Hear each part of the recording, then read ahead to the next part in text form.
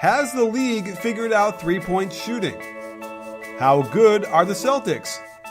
Should the Jazz tank in the wake of the Gobert injury? The only question left is, say it with me, you win.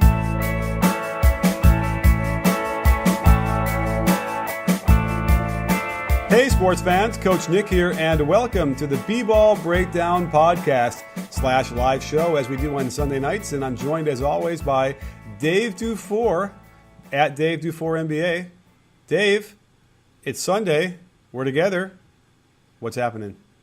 Nothing at all. I just got home from spent the weekend camping, so I'm going to need you to catch me up on some stuff that I was not able to catch up on this afternoon. All righty. Well, as always, we also encourage you to ask questions in the Periscope or on Twitter, and we'll get to them throughout the broadcast as we go through it. But, there are some storylines that we can talk about early in the season, but guess what? We're like 12 games into the season. This is not like so early anymore, wouldn't you say? Yeah. What did we say a few minutes ago? We're about 14% of the way through the season.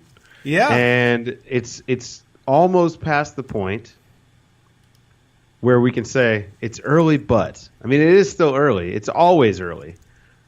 But things are starting to kind of some of these guys that are having hot starts, this might just be what their year is going to be. Right. Well, here, when you say hot starts, I think you're referring to there's some players out there that are shooting a ridiculous percentage from three on high volume. And that's what's kind of weird. I was going to do a video on it, and I wasn't sure, but I think it's going to demand doing something because it's now we can't ignore it. Now that you're 10, 11, 12 games in and you're taking 5.5 threes a game, some of these guys, you got to take them seriously, I think, at this point. Certainly. Especially the guys like Tobias Harris. Right? What were we just saying? He's shooting like 50%. Now, certainly he's not going to do that for the season, 50% from three. But he may be looking at a career high this year. He definitely is shooting the ball better. He's looking more confident. And that's half the battle. Yeah, and it's a big reason why the Pistons are doing surprisingly so well.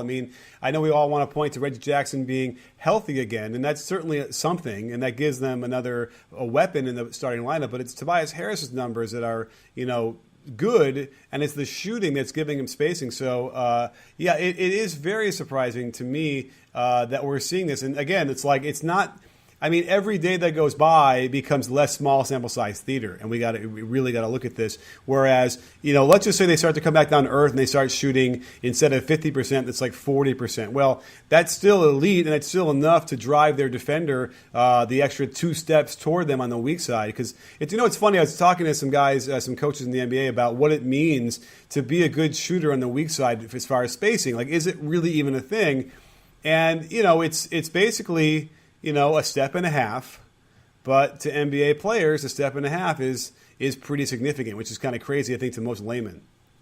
I teach this a lot when I'm coaching offense, and it's the difference between setting up on the line and setting up one big step back from the line. That one big step is the difference between an open shot and a contested shot. It's the difference between your defender helping from the weak side and leaving you wide open, or you're close enough that you're not going to be open. He's going to be able to recover. And so, that little tiny bit of space is so important, especially in the NBA. Oh, yeah. It really is. It's kind of amazing when you think about it. It's funny. I just did a quick search to see who was shooting 45% or more on 4 attempts a game or more this year. And basketball ref gave me didn't give me anything. I'll try again in a second. But anyway, let's talk a little bit about some other surprising starts, because I know we briefly mentioned the Pistons, but certainly we have a couple other teams, not that surprising, but they're off to really good starts in Houston and Boston. What do you make of Boston's win today without Kyrie Irving? I thought they looked pretty good, and Toronto's no slouch. So they did a good job beating another top-tier Eastern Conference team. I thought they looked pretty good. Obviously, having Horford back really helped them a lot. That guy is sort of the engine of that team. He's very much the Draymond Green of that team. He does so much for them defensively and offensively that if he misses any kind of significant time, that's trouble for them, even more so than Kyrie. They were able to make up for Kyrie's production with just more Marcus Smart, more Terry Rozier, and they're just so deep. It is insane. They are just a super deep team. Absolutely. And so, you have a thing where Kyrie goes down. And, people wanted to argue that maybe Baines, let's just pretend Baines had another uniform on. It's a different team. And if he had made that kind of contact, it would have been a dirty play. And, again, it didn't feel that way. I feel like it was a random, thing where I think, Kyrie broke his nose. I think is that what ended up what they said happened to him? Yeah, he's got a broken nose. He's going to come back with a mask. Yeah, that's brutal. I mean, I broke my nose several times playing in high school. Oh, no. He's a facial fracture. Sorry. Oh, that's probably even worse. So that guy, it's funny that some of the injuries he's had, they're just a random craziness. And by the way, yeah, you are frozen apparently on our live feed here, but maybe it's because you're thinking so hard that it's like that's the image we need to see in our brains as we're watching. But the audio seems like it's coming in fine. Yeah, I don't know why it keeps freezing. We're just going to blame it on Skype. Yeah, no, we have to blame it on Wirecast, actually, this one, I think. Because Skype, it looks fine. So, anyway, if I have a chance, maybe I'll try and fix that. But while you're talking, if you give me a long soliloquy at some point, I will I will try and fix it. But, Al Horford came back. Did you notice the starting lineup, though? I thought it was interesting. They had Baines and Horford together, and they put Jaylen Brown basically as a shooting guard and Tatum as, a small forward. Big lineup, and Marcus Smart. That's an interesting take by Brad Stevens. Yeah, well, you and I talk about this all the time. If you've got that positional flexibility and you can do stuff like that, then you definitely should throw it out, especially in the regular season. See what you have. The odds are they won't run into the San Antonio Spurs in the playoffs, but if they do, they have a lineup now that they can throw out there against Gasol and Aldridge. And that's important. It's important to know what you've got. So, I think that trying everything out is worthwhile. Oh yeah. And then we're getting a lot of Tatum talk in the chat, and I think it's worth mentioning how good he's been, how poised he's looked since that first half of his first game. He has not looked like a rookie since the first half of his first game. He's so long, he's so under control. He's just such a threat offensively, and then his defense has been fantastic. So I don't think he's getting enough Rookie of the Year buzz. It's funny because it just so happened I did a video on Ben Simmons having maybe one of the greatest rookie years of all time. And, I get it because Michael had 28 a game and then 6 rebounds and 5 assists or something like that. Whereas, I did the search I did was 17, 7, and 7. And there's only him and Oscar, Magic, and Ben Simmons are the only ones that do that. You look at Tatum's numbers, he's averaging 13.7 points a game, 5.7 rebounds, 1.8 assists. He's shooting 50% from 3 on 3 attempts per game. He shot well. Do we think that he was going to be an elite shooter from 3, even though it's slightly low volume this early? No, I'm actually pretty surprised. Most rookies do struggle shooting threes when they come in. I mean, it's a longer shot. It's you're dealing with longer athletes and game speed and whatnot. But hey, he's been looking really good, man. I've really been impressed, surprised, even. Yeah. And I thought he would be okay. I just didn't think he would be like this. I mean, right. I thought he'd be okay too. That maybe the Duke thing. I don't know, but certainly I don't want to make anybody cry. So I think luckily we talked about Tatum enough, or maybe hopefully that was enough for somebody who didn't want to cry in the chat and on Periscope. So, and just to get back to the Magic. Okay, I know Magic ended up being the MVP of the finals and winning Game 6 as the starting center. But it doesn't necessarily count for the I was considering regular season, right? Like who had the best regular season, and of course, Wes Unseld was rookie of the year, or was an MVP as a rookie. Maybe Kareem was too, or something like that. I'm forgetting who the other player was. But there's a lot of context for all these players. Michael played 3 years in college. And he was a 21-year-old rookie, but he played 3 years for Dean Smith. Oscar played 4 years in college. Right. David Robinson's another big one, but that dude was in the Air Force. He was a 24-year-old Navy rookie. So a lot of context all around. Oh, and then by the way, Ben Simmons is he a rookie because he was there last year? He just didn't play.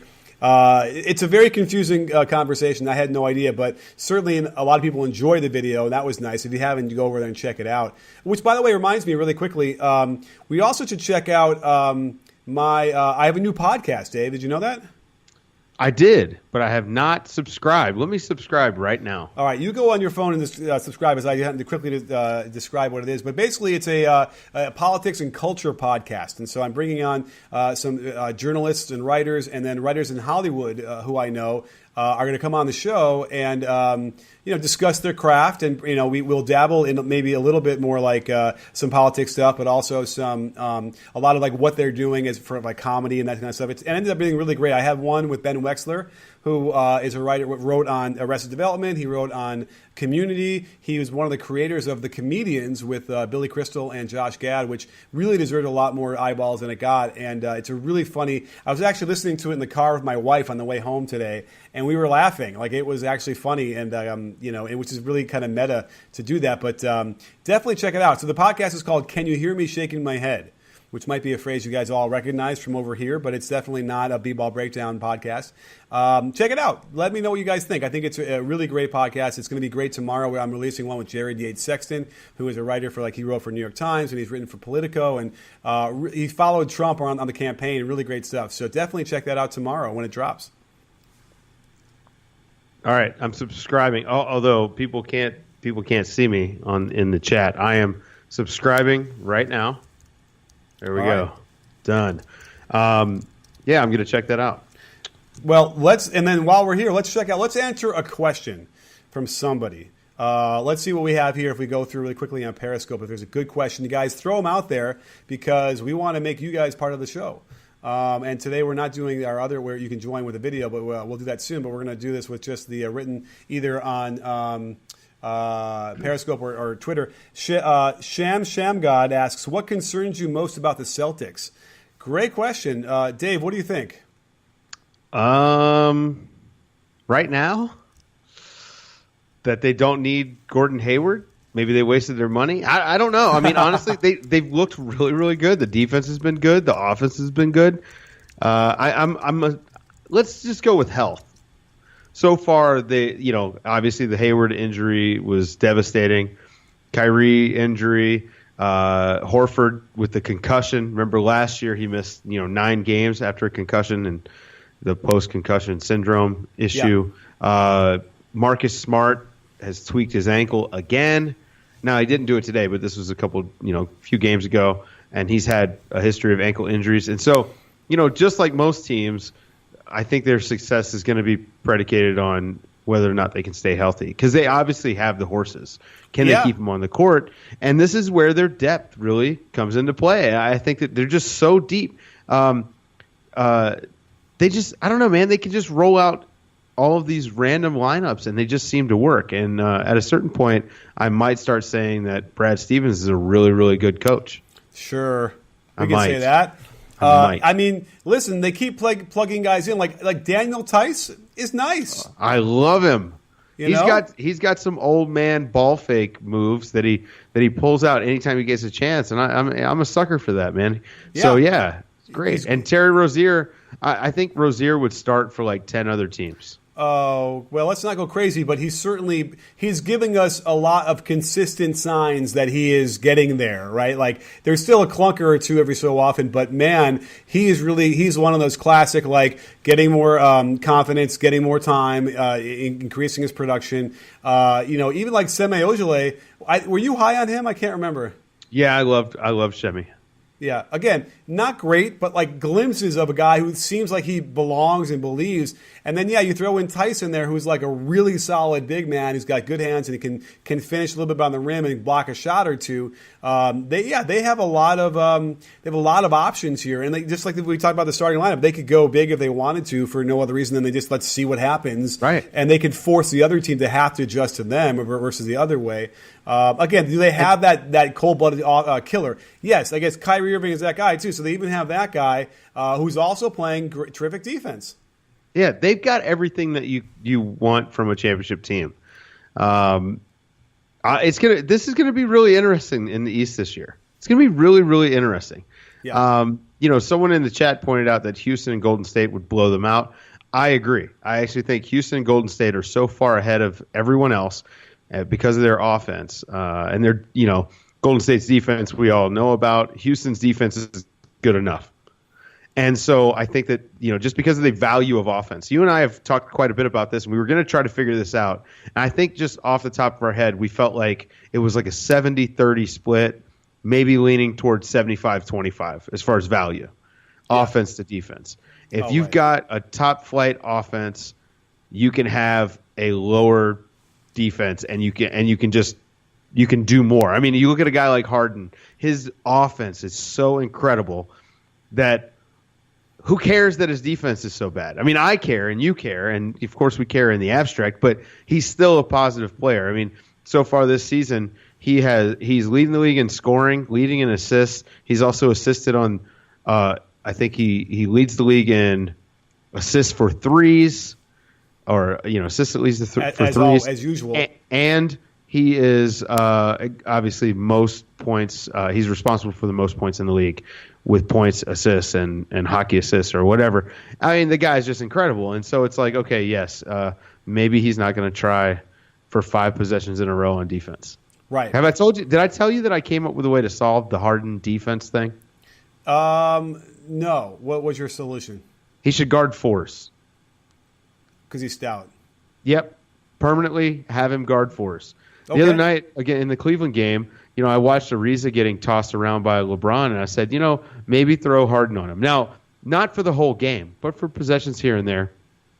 Harden's big enough that I think, and he's super long, and this is something people don't realize, I think that he could slow LeBron down just a little bit. At least throw a different look at him. Right. Right. And by the way, he might get enough of a respect from the referees where they're not going to just call an instant foul on him like they might call on Ariza or somebody else, which is a thing in the NBA without question. So, I mean, you don't want to tire him out or get him into foul trouble for that. But, you benefit when you can throw different looks at LeBron and try and wear him down that way. And the Cavaliers have been a little bit better, I suppose, recently. But by the way, you mentioned that like the Warriors are head and shoulders above everybody else, and I had done a video. I can't remember who it was, but it was like a 2-on-1 fast break.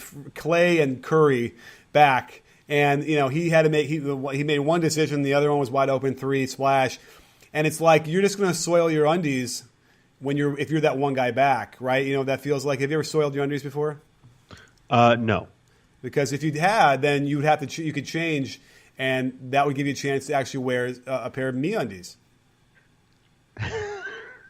You know what I'm saying? I knew this was a segue.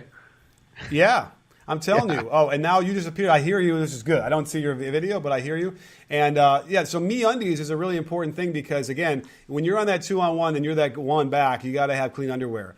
And every year, millions of people receive like the least liked gift of all time as we're moving into the holiday season. It's underwear. But I got to tell you, that's going to change if you start buying underwear from MeUndies for your loved ones or friends or even distant relatives. Have you ever felt a pair of MeUndies in your hand? I have. They're fantastic. That micromodal fabric that they use is just incredible and sustainable. 3 times softer than cotton, my man. I'm telling you. And they have a diamond-shaped pouch that keeps the family jewels in place. It's like a goddamn holiday miracle. I'm telling you right now. So it's the perfect gift for anyone if you want them to love you or you love them, or maybe you want them to you want to love them, or you hope that they will love you at some point. Get them MeUndies. And you know what? If you go to MeUndies.com/CoachNick, you can get 20% off the softest underwear and socks you will ever wear with free shipping, 100% satisfaction guarantee. What was that code again? It was MeUndies.com/CoachNick. It's not even a code. It's a URL, man. So head over there. Use that link. You can save 20% off. And I'm telling you, it's the best thing I've come across for all the different things we've talked about on the show, for different products. MeUndies, get out there and try it, and you won't soil yourself next time you're on a 2-on-1 fast break against the top 2 players in your league. Yeah, that's not happening. So let's take some more questions from the chat. We've got people asking us to talk about Lonzo. I made this mistake on Twitter, man. You make one joke on Twitter and then people are talking about stabbing you, and it's just it goes south in a hurry. I think right now Lonzo's not good, and that's okay. It's fine. He doesn't have to be good right now. He's a rookie. How many rookies are good? Not many. Yeah, that is true. Rookies aren't always good. I'll agree with that. I keep seeing enough signs. Again, even like Rozier, for instance, right? Who didn't look that great last year, but now developed into this year. I'm seeing enough that leads me to believe that he will be good. Sooner than later. I'm sure he'll be fine. But right now, he's just been bad, and there's not really much to talk about. Yeah, and the Lakers aren't doing that great. They had a surprising record to begin with, and then they kind of stumbled a bit. Right, I got to check the record real quick, but right, they lost a few games, so then they're 5-8. I think they were 5-5, and now they've lost 3 in a row. So it's the Lonzo isn't necessarily the issue if you want to look at why the Lakers are stumbling to some degree. There's definitely a lack of attention to detail. I feel like their offense isn't being run very well and with good execution. But I'm telling you right now, I've seen glimpses of Lonzo being a good defender. Seriously. And I've seen plenty of evidence of him just getting blown by and not really in a good position. But I've seen it. He's long and he's got lateral quickness, and we've seen it. Little bits and pieces here. Certainly the passing is there. He's getting enough assists. It's just, God, is he struggling to even just put the ball in the basket from anywhere. Yeah, and like you said, it's attention to detail. It's poor coaching. They're not using him properly. If you go back and you watch the tape from UCLA, they used him as a weak side guy. He wasn't this, bring the ball up, pound it at the top of the key, and come off a pick and roll. That's just not how he facilitated the offense. He was a weak side guy, and he would catch and shoot from the weak side, or he would make the secondary pass or something like that. So this comes down to coaching, and I've questioned what Walton's been doing, not only on the court but also his coaching staff is not exactly. We've talked about this. It's not a who's who or a murderer's row of coaches that you would want around a young coach and an experienced coach. Who's the X's and O's guy? I don't know who on that staff is doing the X's and O's. Right. Seems like he's got a lot of relationship guys, which, if you remember when he was with Golden State, he was the relationship guy. So I just think they've got some questions they're going to have to answer in the offseason. I think the coaching staff is where I would start. And this is not a fire Luke Walton rant. I think Luke is going to probably wind up being a decent coach. But you're going to have a ceiling on how good you can be as a coach if you aren't the X and O's guy, or you don't have one on your staff. That guy needs to be around. You need to have someone that knows how to put your players in the best position to succeed. I agree. And it's weird because I think there's a perception across the NBA fandom that anybody who's an assistant coach or a head coach in the NBA is probably the best coach in the world. That's why they're there. They're the best of the best. They have the most knowledge of everybody. And unfortunately, it's not always the case. And I would think that Luke would have a lot of experience with the Warriors to bring with him. But again, I have to imagine he's over his head or underwater with everything he has to kind of try and do and keep together with, not the biggest incentive to win this year anyway, right? So that's sort of the other issue, although it doesn't excuse having, let's hold them accountable now. Well, they have no incentive to tank, though. What's that? They have no incentive to tank. They have no incentive to tank, but they know, the Warriors are the Warriors, the Rockets are the Rockets. It's they're where were they? Even in the best case scenario, they're maybe eighth, right? Yeah, they're not gonna. They weren't gonna make the playoffs. They were never gonna. They have no incentive because why? They have their pick. Their pick is owed. They owe their pick. That's right. Yeah. To who? It's Philly or Boston. Oh, okay. Is that okay? Right. That was the Tatum trade. Right. So, I guess you're opposite. They're incentivized to actually win, to make that pick worse, to not help anybody else. But still, what do you think they're going to finish this year? I don't know. I think they're going to win 30 games, something like that. Yeah. If I had to guess. Their record. What's funny is their record isn't that bad. If you were living in a bubble, and you didn't realize, if you were just listening to people talk, especially Lakers fans talk, and you didn't watch the games, you didn't pay attention to the standings, you would think, wow, maybe the Lakers hadn't won a game. They're 5-8. Yeah, Well, right? if they were to win 39% of 82 games, a little quick math here. It's 32 wins. So it's pretty much where they'd be, like you predicted anyway. And that seems reasonable, I think. And I think everyone thought they were going to win between 30 and 35 anyway, right? Yeah. So that's right there. So that seems reasonable. I mean, I don't see them going on a run where they're going to win 6 or 7 or 8 in a row. They'll probably win their 2, 3 in a row, then lose a 2 or 3 or 4. You know what I mean? Back and forth.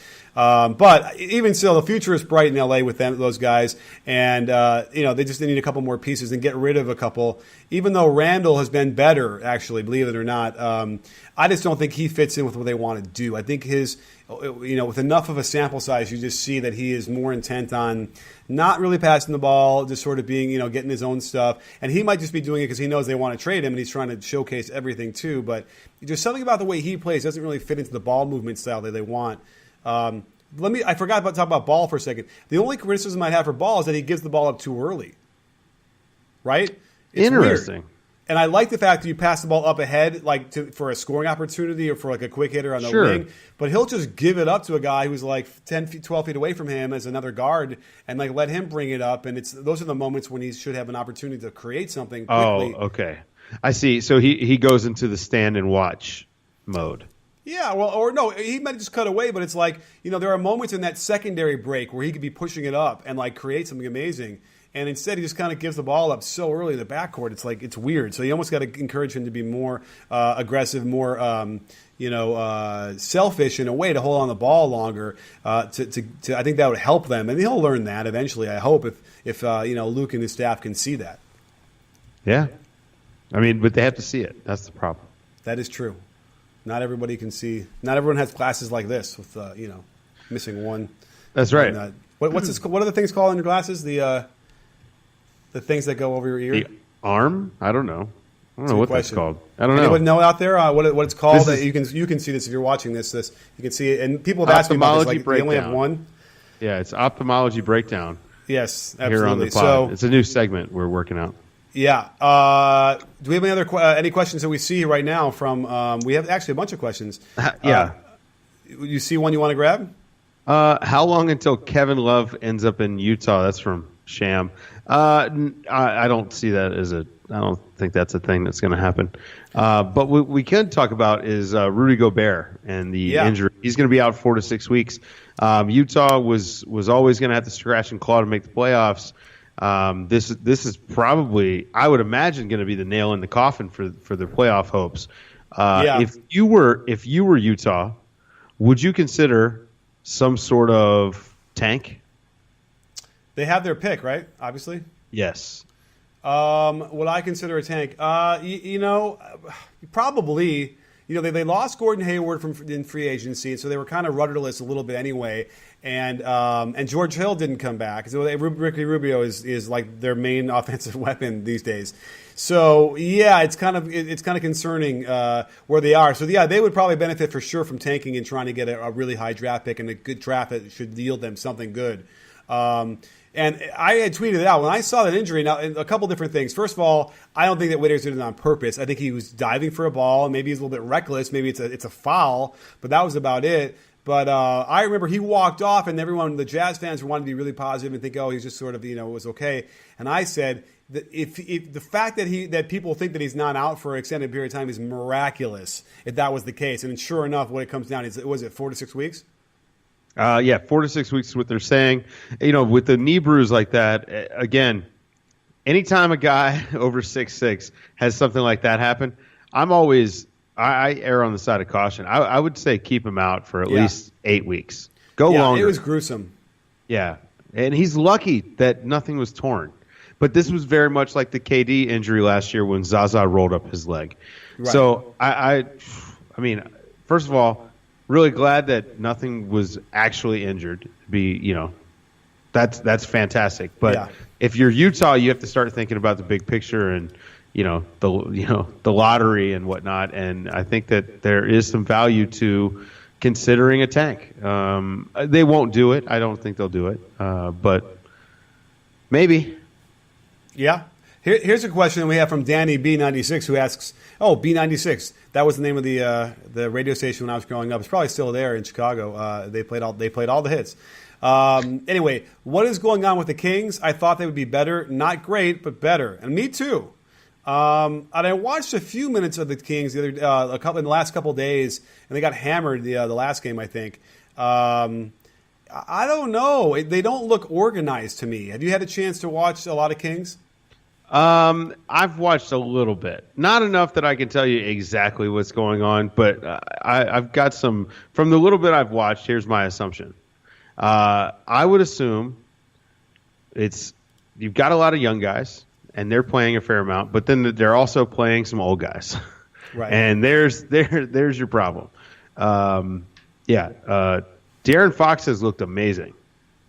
Even though he hasn't necessarily performed well statistically, he's looked like he belongs. Yeah. Dude gets up and down the court really fast. They've got some guys that are fun to watch. It's just, they're young. They're going to take their lumps. Yeah. Offensively, they're just terrible, by the way. I mean, they're ranked, and offensive rating is 29th. And when you look at just the numbers, it's like their leading scorer right now is Zach Randolph at 12.8.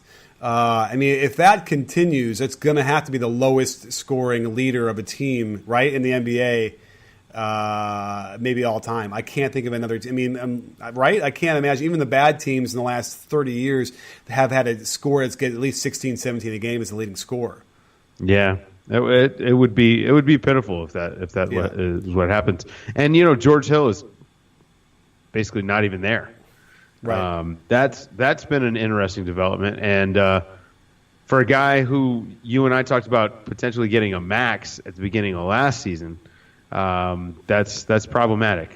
So far, averaging 7.4 points a game. I'll also tell you another reason why, and this is just glancing at it, but the top 10 players on the team are all playing at least 18 minutes. No one's playing more than 26.8, like De'Aaron Fox. And so I think what you're getting here is they're not playing the best lineups long enough to really have an impact. So no one's getting a lot of minutes, which is why the points per game is down for individually. And so I would expect this is not a team that's deep like that can go 10 deep with that many minutes spread across. You know what I mean? The Warriors could do that and win a lot of their games, but not the Kings.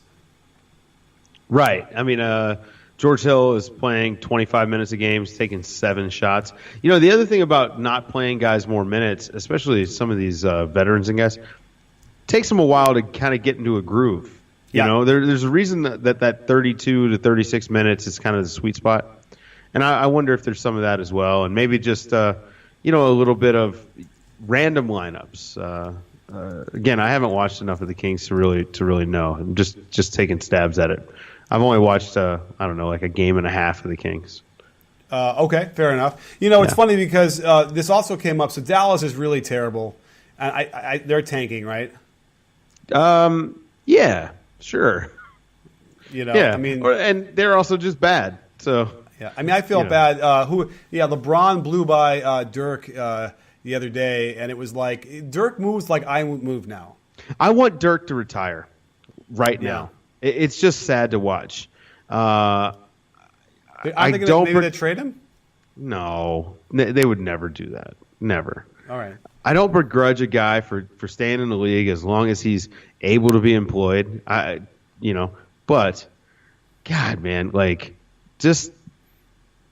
it's so hard to watch. I mean, the guy's a Hall of Famer. I mean, he's a great player. It's just so hard to watch. He can barely move. The argument for starting him is that he can't go from warm-ups to sitting on the bench because he gets too stiff. That's a terrible reason to start a guy. If that's the problem, he should just hang him up right now. Right. I agree. I mean, and that's also tough because now what do you do about that? Can he do that or not? Yeah, he can retire today. He can just say, I retire. That would be sad, too. And I just, now I just screwed up my, sorry, I was trying to get your image back, and I now have both 2 images of me on there. Anyhow, it won't float. So anyway, Skype sucks, if anyone wants to know. The new Skype really is horrible. It's actually, what's funny is even though We're recording, and it's obviously still working. It's frozen on my end, so I can't adjust any settings or anything like that. So, yeah, new Skype, not good. Right. Old Skype wasn't very good. Yeah. Somebody needs to make a competing product. That's what we need. We need a disruptor in the online video chat segment. Well, we have it. It's called Shindig, and we're gonna go use that from now on because this is atrocious. So. Yeah, I mean, Stove Jensen even says even Kobe's last year wasn't as bad as Dirk, and that's probably true. And because he's not moving. Like, can't they just get Dirk into like a Pilates class or something like that? Like he just needs to. His back is locked up. He just looks so stiff. He cannot move, and he's not. Is he 40? Yeah, he's 40, and he's also 7 feet tall. Right. How many old 7-footers do you know that move well? Right. And another good point by R. Lewis was like, if they are tanking, then it makes sense to start him and play him a lot of minutes because that's what's going to keep them there. That's a fantastic point that I hadn't considered. Right. But it is sad because it's like you never want to see a guy get to where he is now. But it's not like it's surprising. It's been leading up to this every year. He's been getting closer. Let me ask you a question, Nick. Yeah. Would you be able to beat Dirk 1-on-1 right now? No, not even close. I mean, first of all, he's a foot taller than I am, so that's one thing. And listen, I can't run barely. Although I could probably get into a stance and move laterally okay. But hey, I'm in Pilates 3 times a week just so I can like walk without it hurting. So yeah, I mean, you're not defending his shot. If it's make it, take it. You would not be able to miss. I might get a little separation, and I could shoot, but who knows? But you're right. A normal person who's like my age, and we're almost the same age anyway. Actually, it's not true. I guess I'm 5 years older than him. But a 45-year-old that plays regularly, like in a decently competitive game, could give Dirk a run for his money in a one-on-one game. And this is my point. Yeah. Right. Like again, Dirk is not an NBA player anymore. Yeah. He's just not. And I mean. No one wants to say that because we all love Dirk, but it's just the truth. So, moving on. Well, any other questions we can grab real quick? I don't see any. Because the other thing we can that's all right. It's almost late in the show. We can do another. We can talk about Harry's on the next show. Although don't forget to go to harrys.com/Coach Nick because it's a great shave. I got some new razors in the mail yesterday, and I'm really excited to use them. But we'll go through that in our next show. But I don't know. I mean, what else do we want to talk about? We kind of covered everything earlier that we wanted to talk about as far as before the show started. So let's see here. Will Lonzo get more confident? Jay Cagle asks. Yes. I hope. I don't know. Yeah. I mean that's an odd question, but I assume so. I mean, is he? I think the question then becomes: is he mentally tough, or has he been coddled his whole life, and not to, he doesn't know what adversity is or not? I thought about this the other day. Think about this timeline for him. Okay, so he starts at UCLA, becomes a big deal at UCLA while he's there, potential number 1 pick or whatever all year. UCLA makes it to the Final Four. His mom has a stroke, a serious stroke. Like, she's still recovering. Really? Yeah, the night before the game. Oh, I didn't know that. Oh, yeah. So, yeah, his mom had a stroke. And LeVar, is taking care of his wife. There's all this stuff happening. And then, so you've got the championship game, and he didn't perform very well. He goes into the draft, gets drafted number 2 by his hometown team. Spends all summer, all you hear is Lonzo, Lonzo, Lonzo. It's the Lonzo show. LeVar is still doing his LeVar thing, but it's turned up to 11 because now he's on all these shows, dragging Lonzo with him because Lonzo no longer has to worry about the NCAA. Lonzo goes to Summer League. Lonzo has a really great Summer League. He's really good. But he's changing shoes every single game. Right. He doesn't wear the Big Baller Brand shoes, by the way. There's another theory I've got.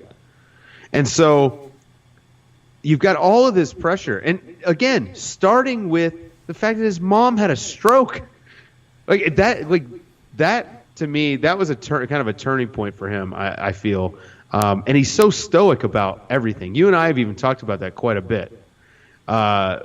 when you talk to him post game, he says all the right things. He's obviously he thinks about his teammates and all this stuff. He's very in tune with what he wants to say, the message, right?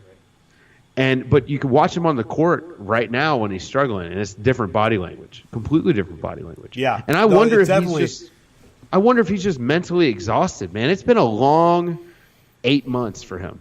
Sure, it's definitely some bad body language theater, just sort of like disconnected to the game, and so he's got to somehow reconnect with that again, and then once they do that, they'll get on a roll, and it'll be exciting because we've seen enough where the crowd is into it and like everyone is going crazy, and guys are cutting and he's throwing passes and he's influencing people when he's on the bench, all sorts of great stuff. So I think it's just a matter of time. It's just time and experience, and he'll get there. There's just too much evidence in my mind of real ability, real star potential there. So I think it's right there. So people want to ask about really quickly about Frank Ntilikina. Thoughts? I like what I've seen so far. I think it's smart that Hornacek's got him out there in into game scenarios. Trying to build for the future. His defense has been fantastic. I like the way he uses, and I talked about this in the lead up to the draft. You and I talked about it. Like how he uses his body when he's, handling the basketball. He uses his length. He uses his butt. Now, is he great at it? No, but he'll get there. I think he's going to be a good player. I think the idea that he's going to be a bust is, again, with all these guys, it's too early. Fair enough, but I do see a really annoying, frustrating trend where he'll have the ability to turn the corner like on a pick and roll and then just not drive. It's a real sickness. I don't know what his problem is. He loves the pull-up jumper, and and if you look at his tape from Europe, that he did that a lot. He loved the pull-up jumper coming out of the pick and roll. Oh, I don't even see a pull-up. I would take a pull-up jumper. I just see him just dribbling in place. It doesn't even because it's not even like having to pull up. It's like getting a dribble and a half toward the basket, and then you can kick out and then create for your teammates closeout situations. He's not doing that a lot. It drives me nuts. I'm like, what is going on here? And but like you said, then people will get on Twitter and say, yeah, that's always how he's been. He's never really been aggressive with the handle to the basket. He's got to figure something out because. I don't know what it is. Apparently, he was a shooter, but he really hasn't done very well from behind the 3-point on very small volume. But he's going to have space to be able to create something. He's going to have as a guard, you got to be able to go to the basket on the dribble. Yeah, I agree. Yeah. We got here. How about one last question? It's from T. Boucher, 320. Or Boucher, maybe. Thoughts on Embiid's lack of conditioning and explosiveness, and his knee. He thinks his knee doesn't look to be 100%. You want to start? Huh. Well, it was funny because I wanted to go back on I was watching the Sixers Warriors, and I got to tell you, the Sixers were right there with them for most of the game. Even though I need to check the box score, but even though I don't think Embiid did anything at all, right? At least in the first half, I don't think he did very much at all. And I was going to say that's a really great sign for the Sixers that they could be neck and neck with the Warriors without Embiid going off. That said, is it related because his knee isn't working, or is he just having to go against Draymond and then Zaza leaning on him? So I don't know. I didn't see anything out of the ordinary. Have you? No, I think the conditioning is a real concern. But I'm not shocked. Remember, he spent all summer not really being able to do anything. Right. And he didn't really get a training camp at all. And, he played in that one preseason game, and that was basically it. And so I think he's still working his way into shape. Let's see what he's doing around Christmas. Okay. Yeah, we certainly – let's see what the team is doing around It's Christmas. Something to watch. They're still around 500. Because, his numbers right now, is 20 points a game, 10 rebounds, 3.3 assists – 1.2 steals, a block and a half. His 3-point shooting is down. He should be over 30%. It's down to 23%. So, yeah, there's a little struggle there, and he's only 49% from the field overall, which should be much higher for him anyway. Yeah, and again, I'd say let's see. This is something to watch, though. This is definitely something to monitor, and let's see how he looks around Christmas. But again, and I mentioned this on Twitter the other day, Hinkie did a fantastic job, and he, again, everyone, wants to give him credit for what he did. But getting guys like McConnell and Covington and Anderson. These are good pieces to have around these stars. And even like, well, Redick isn't part of his deal, but you know what I mean? Those are good pieces when you have like 2 or 3 really good players. Those are the guys you want around them, and I think that's really going to help them, in the next couple of years. Yeah, absolutely.